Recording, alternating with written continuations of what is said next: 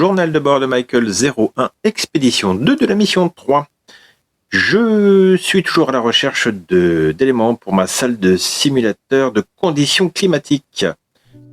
Je suis donc sorti de ma zone de confort, ma base, et je me suis dirigé vers ce qui semblait être un lac. D'après le relevé, c'était du métal en fusion. En m'approchant, j'ai découvert que c'était une mare de mercure. Il a commencé à pleuvoir. Il n'a plus du liquide, mais c'était de l'alliage liquide. Donc c'était très dangereux à prendre sur soi. J'ai dû malheureusement aussi m'abriter en dessous d'un groupe de robots extraterrestres très grands qui semblait être en hibernation. J'ai attendu que la pluie s'arrête et j'en ai profité pour récupérer donc des données, de la ressource. J'ai dépioté quelques morceaux. Heureusement, ils ne se sont pas réveillés, tant mieux pour moi. J'ai aussi traversé un terrain rempli d'anomalies magnétiques. En gros, il y a mes bras et mes jambes qui partaient un peu dans tous les sens. C'est très probablement dû au reste de champs de météorites qui parsemait le paysage.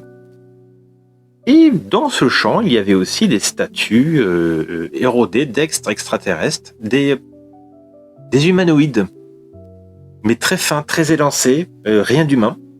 En continuant d'explorer les environs, je suis tombé sur des cavernes noyées, remplies d'eau, avec des algues bioluminescentes.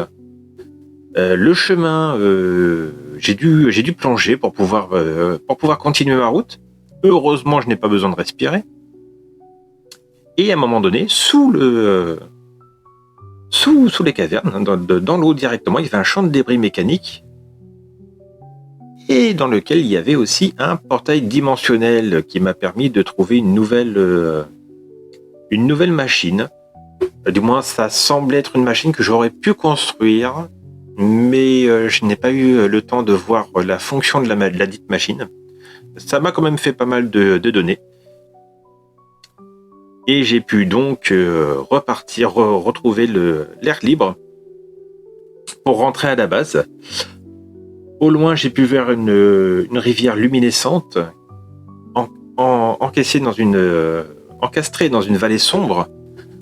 La rivière devait être très seulement remplie d'algues bioluminescentes, comme dans des grottes. Et dans le ciel, il y avait des traînées bleues et vertes qui ressemblaient à des interactions avec des particules de haute énergie. Et j'ai pu admirer ce spectacle tout en rentrant. Alors j'ai quand même continué de regarder un peu ce qui se passait sous mes pieds, pour m'éviter encore des désagréments. Et je suis donc rentré bredouille. Je n'ai pas trouvé d'éléments pour pouvoir continuer mon simulateur de conditions climatiques. Mais je repars avec des données, un peu de ressources. Donc c'était pas non plus une sortie inutile. Voilà, la prochaine fois, j'essaierai de me mettre un petit peu plus en condition. Il faut absolument que je commence à recharger mes batteries aussi. Ça commence à devenir un peu critique. Voilà, fin du journal de bord de Michael 01 de l'expédition de mission 3.